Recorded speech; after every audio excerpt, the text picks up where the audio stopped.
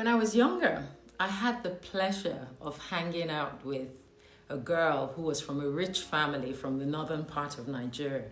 And at the time, she sort of introduced me to the idea of buying and keeping gold as a form of later investment. She'll say to me, you know what, one day you'll thank me for forcing you to buy this gold. And I would say, but it's expensive. Let me just buy the regular ones. But during my recent travels to India and in other parts of the Middle East, I realized that over there in those parts of the world, the same thing exists. Many are encouraged to also buy and store gold as collateral for later.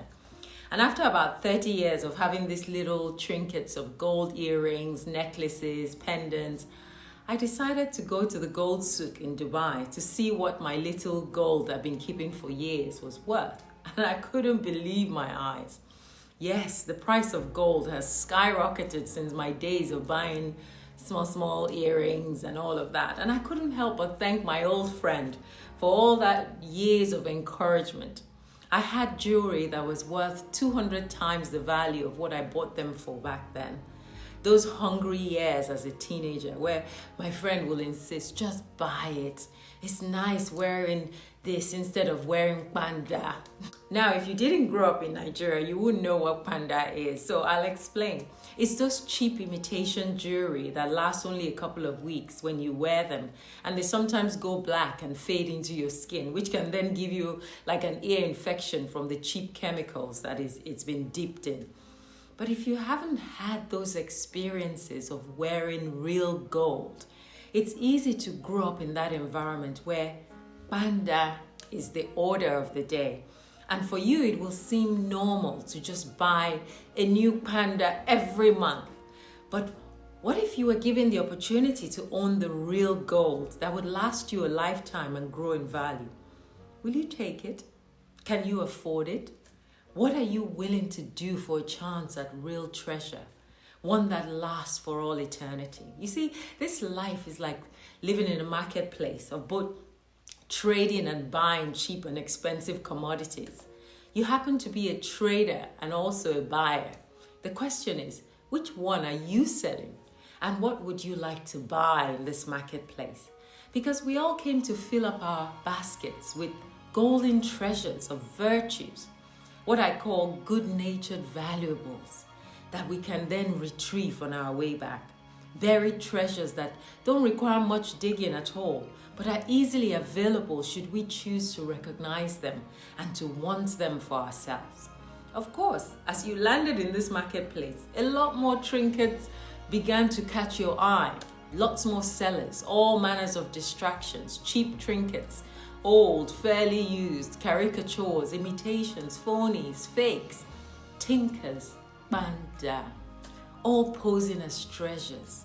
And these have now become our biggest distraction, so much so that we've been at it too long, that we ourselves have now become side hustlers. And some of us are even taking on the full-time trading by peddling this same tinkers and pandas, by fooling others to think it's the real treasure that they've seen in us. Meanwhile, it's empty in there and full of fakes. When will we strike gold in the midst of hanging with traders and buyers of fake goods? You can't. They don't know what real gold looks like, even if it dropped on their laps right now. They can't tell the difference between real life and this illusion we call life. They may have heard of it. They may have even found it, but they cannot recognize it as solid gold because it's not part of their reality. They are no longer looking for the real treasure. They've gotten so carried away and so comfortable with imitation.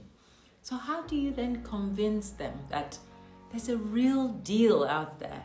And this real treasure, it doesn't fade. It's for all eternity. When you strike this gold, it's real life forever, in perpetual bliss.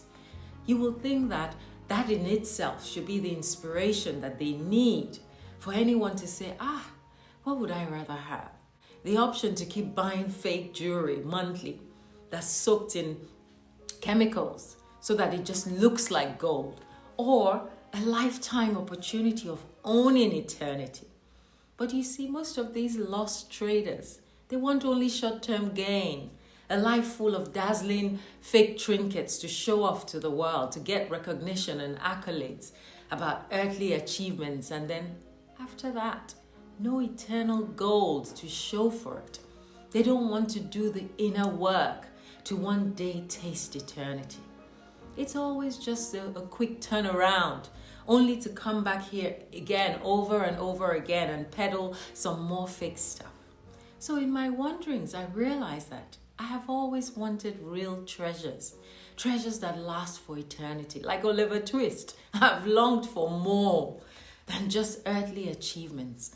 And that friend that introduced me very early on to buying real gold, and today they're worth so much more, was sort of like a physical manifestation of my deep longing to strive for genuine authenticity and self-worth, lasting values that will last for all eternity, as opposed to those short-term gains and the many bandas of this world.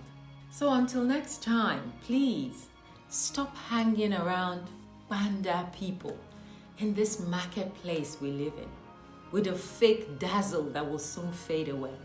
They'll rub off on you.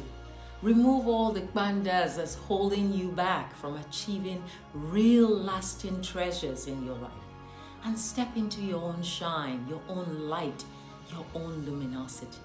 Until next time, bye for now.